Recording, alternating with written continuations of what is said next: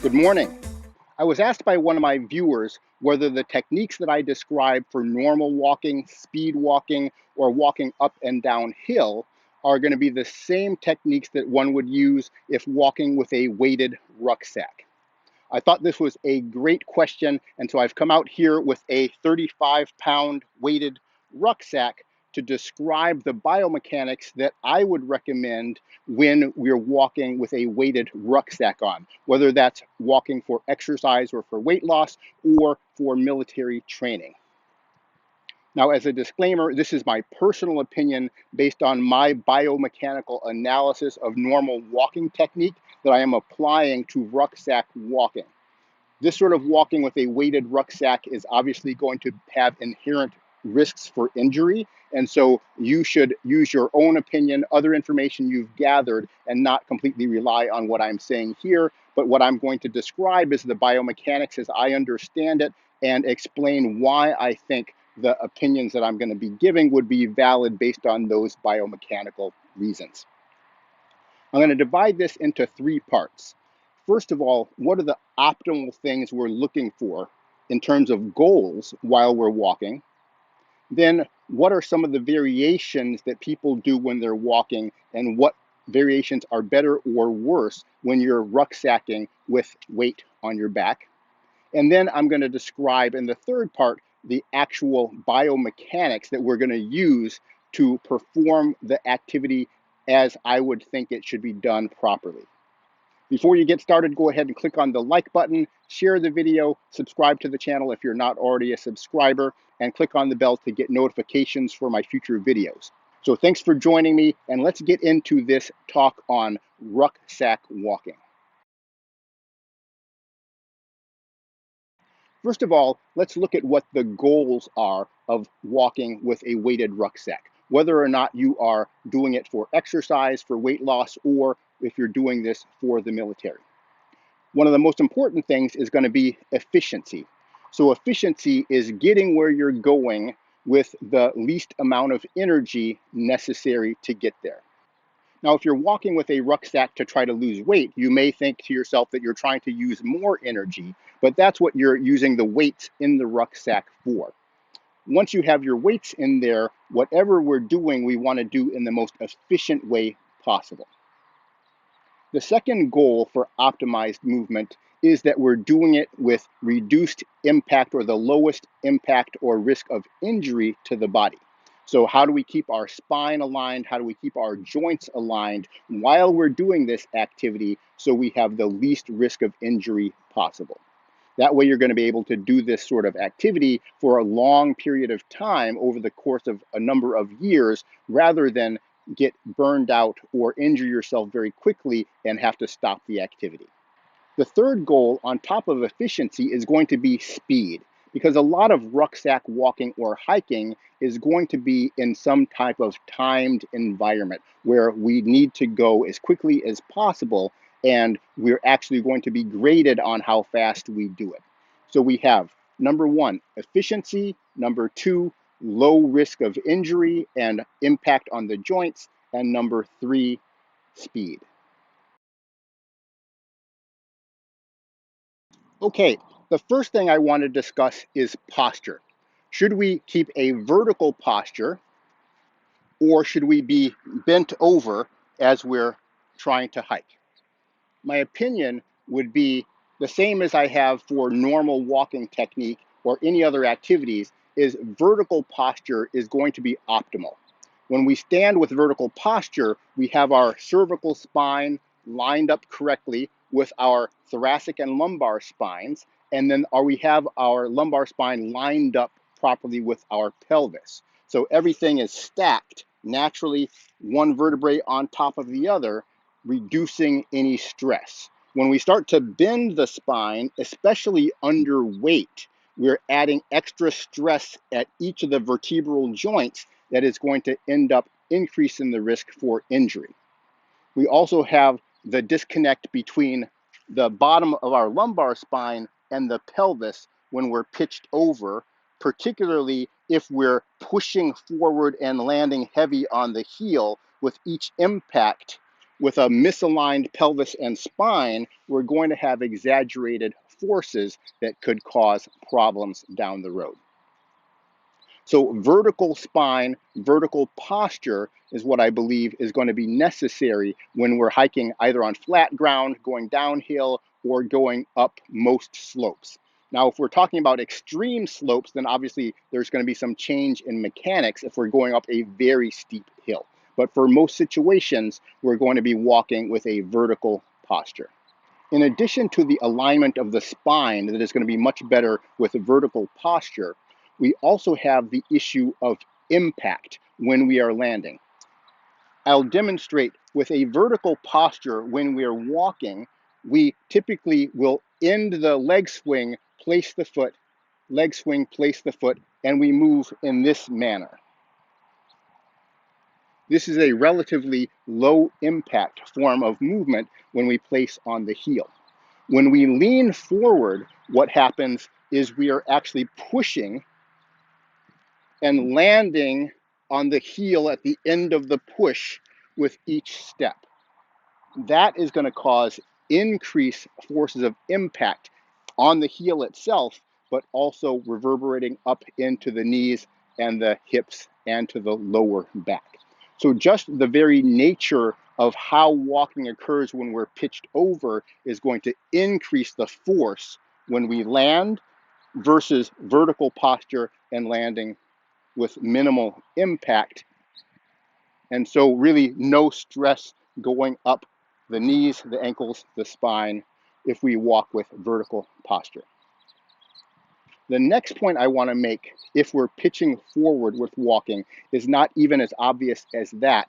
And that's going to be the lateral alignment of the knees over the ankles and the feet that occur if we don't keep vertical posture.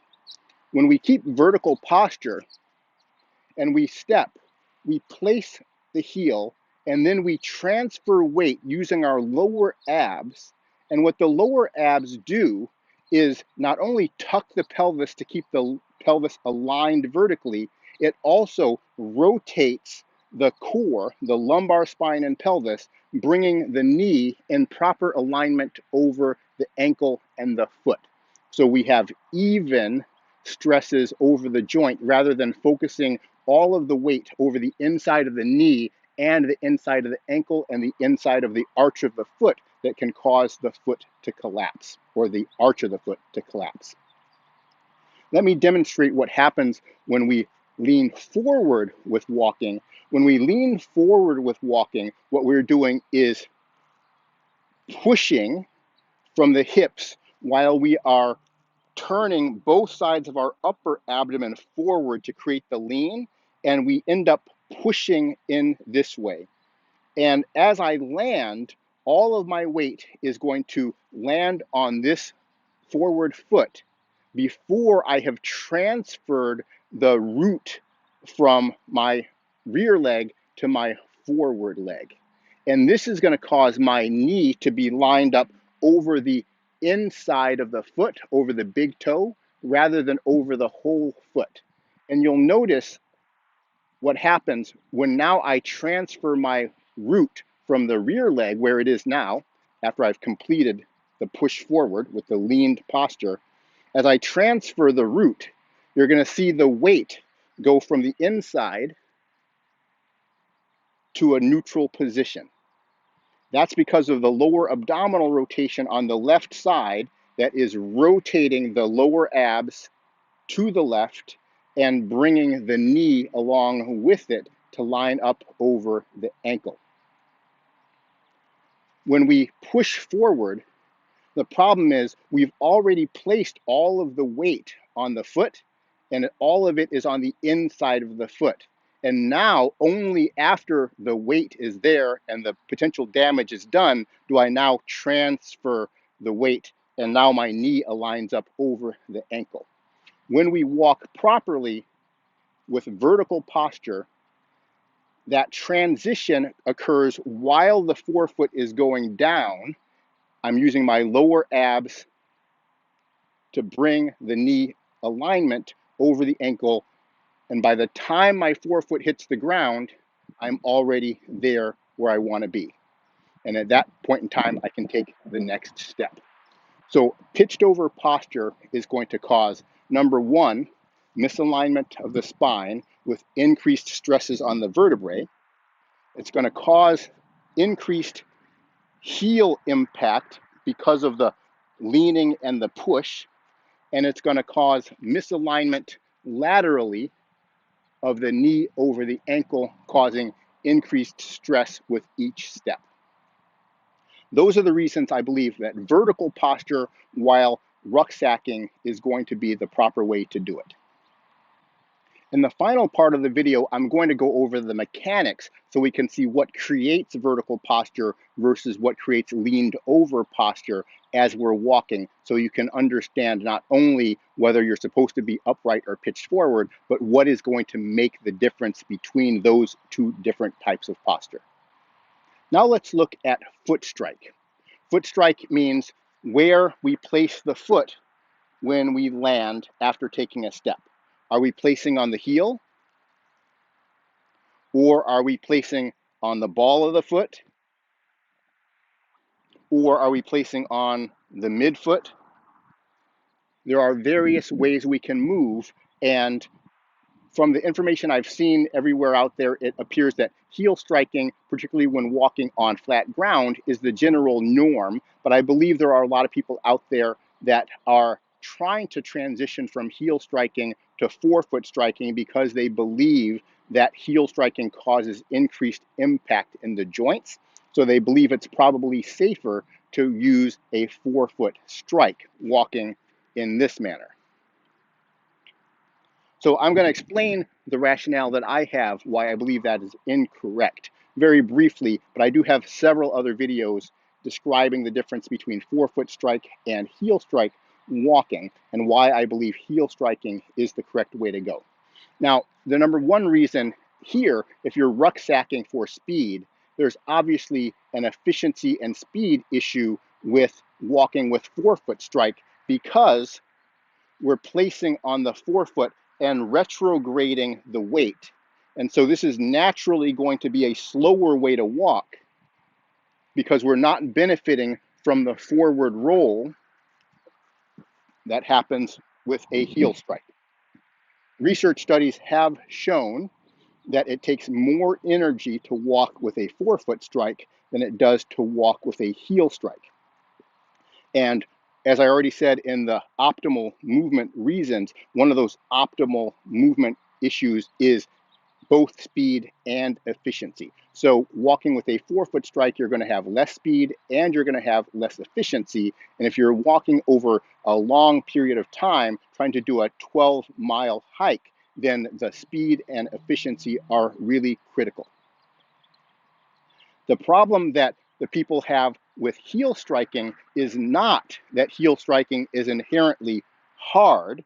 It's that, as I already mentioned on the posture issue, if you're going to be pitching over, then you are going to be having a heavy heel impact, which is going to cause stress on the body.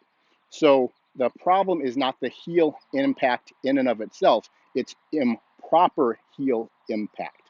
So if we keep the spine aligned with vertical posture and move with the proper leg swing and proper placement of the foot, we're going to have low impact. So the heel strike is not going to be an issue. Again, at the very end of this video, I'm going to go over the technique that is going to create the proper heel impact. Now, this discussion I just had was regarding flat ground. On a hill, if you're going up or down, there's going to be variations going on. The steeper the hill, the more likely we are going to be placing on the midfoot when we go up, because we're going to be bent, and I will demonstrate this on a hill before we finish the video, but there's more likely going to be a very front of the heel or midfoot strike if we're moving up a hill.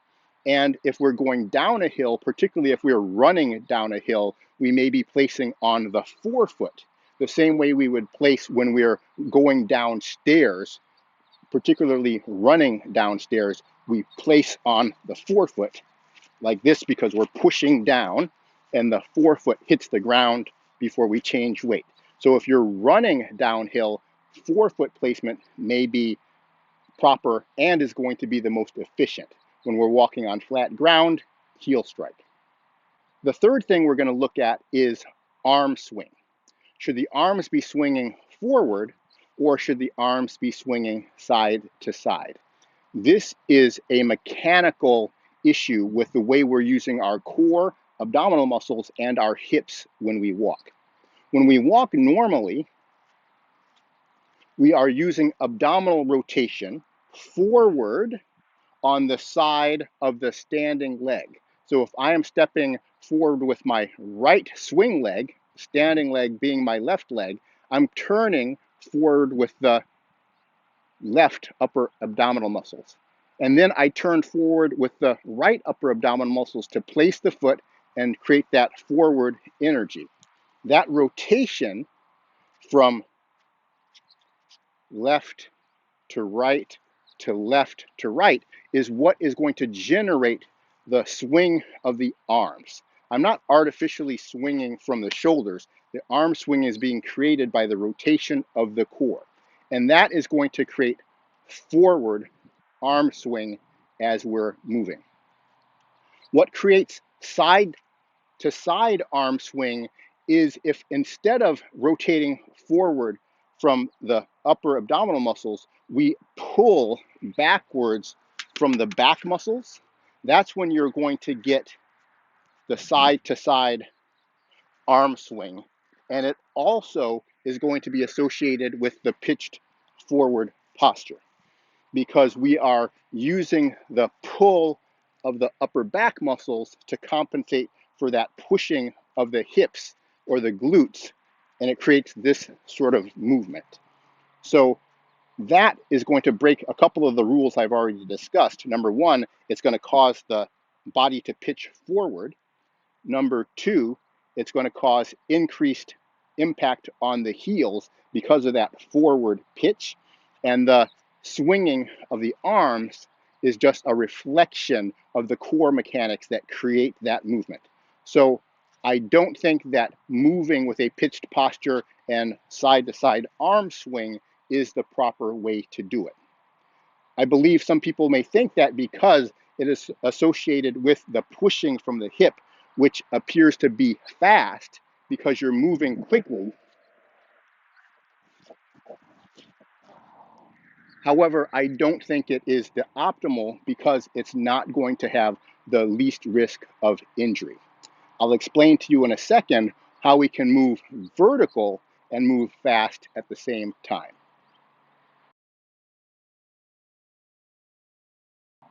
All right, now for the final part of the video, I'm going to describe the mechanics that we use in the core to keep the vertical posture and to move as quickly and efficiently as possible. The first thing that we have to understand is that all of the three elements of our core, our upper torso rotation, our lower abdominal rotation, and our hip joints, all combine together to keep the vertical posture.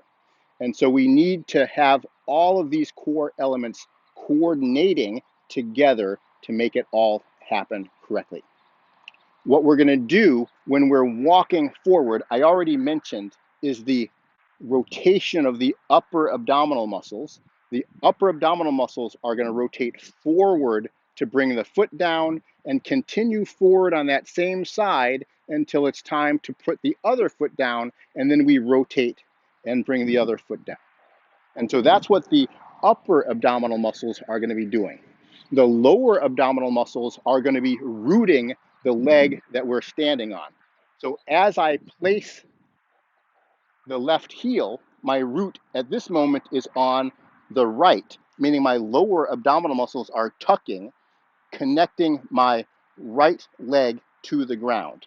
In order to transfer weight to the left leg, in addition to the rotation forward on the left, I'm going to tuck my lower abs on the left, pulling the body forward, and also, as I already mentioned before, getting the knee lined up over the ankle. So as I step forward, upper abdominal rotation forward on the left. Once the heel touches, lower abdominal rotation on the left to pull forward. And then I'm going to use my hip on the left to lift the body forward. And then the energy all transfers to the other side as we switch legs.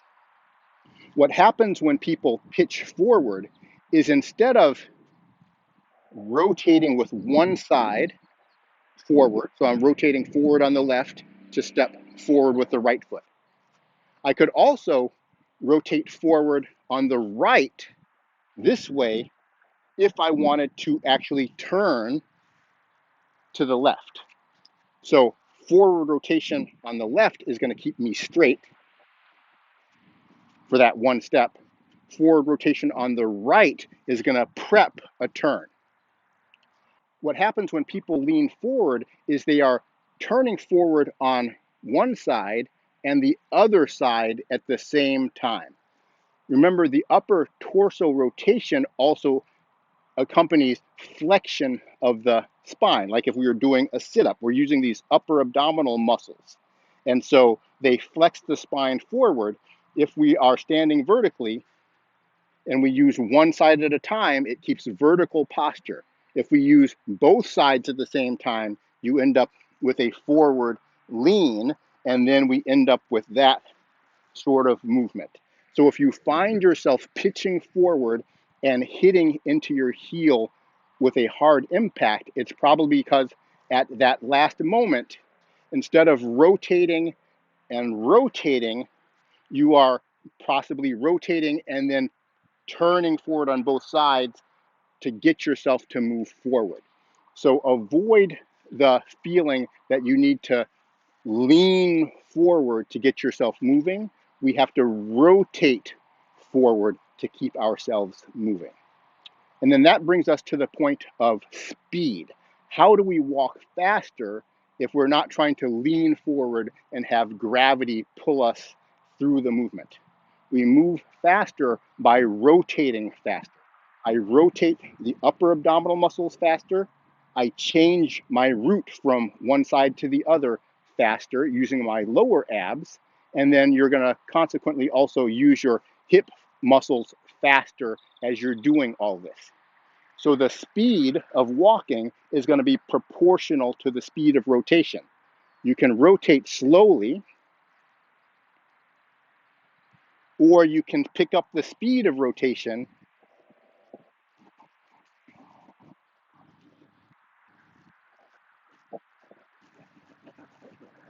The faster you rotate, the faster you're going to walk. You do not need to lean forward and push in order to pick up speed. I did also want to mention if we are going up a steep hill, the foot strike is going to be different and the technique is going to be different than if we're walking on level ground. When we're walking up a steep hill like this, the technique is going to be more akin to walking upstairs when we place on the flat of the foot rather than placing on the heel. But we still want to keep pretty vertical alignment of the posture. Imagine when you're walking upstairs, you're going to place on the flat of the foot. That's using your lower abdominal muscles to place the foot. Then we're going to shift the weight forward by pushing off the rear hip, which is already extending using the glutes. I'm going to rotate forward to shift that body weight forward. Then I'm going to lift the body up by pushing using my left-sided glutes. And then I'm going to use my lower abs on the right to tuck and place the foot on the flat of the foot. Now I'm going to rotate forward on the right, push up, use the lower abs to place the flat of the foot. Rotate forward on the left, push up, use the lower abs to place. And then we just continue in that fashion, moving up the steep hill, but we'll be placing on the flat of the foot rather than on the heel. The final technique point that I want to mention is moving downhill and what is the foot placement. If we're going to walk downhill, then we should balance on the standing leg and lower as we place the heel forward in front of the body. So that's a heel placement, very low impact if we're trying to move very carefully. If you're going to run down the hill, then you're going to push down using the swing leg hip. And when you do that, you're going to end up placing more on the midfoot or the forefoot. So to keep it simple, walking downhill, find that balanced position and then lower and place on the heel. When running downhill, you're going to push down and place more on the forefoot or midfoot as if you were jogging in place. Thanks for watching this video. I hope you find the techniques that I've described useful for your rucksack training. I will probably be doing some additional rucksacking videos in the future, describing in more detail up and downhill techniques or how to move on rough terrain. Thanks for watching.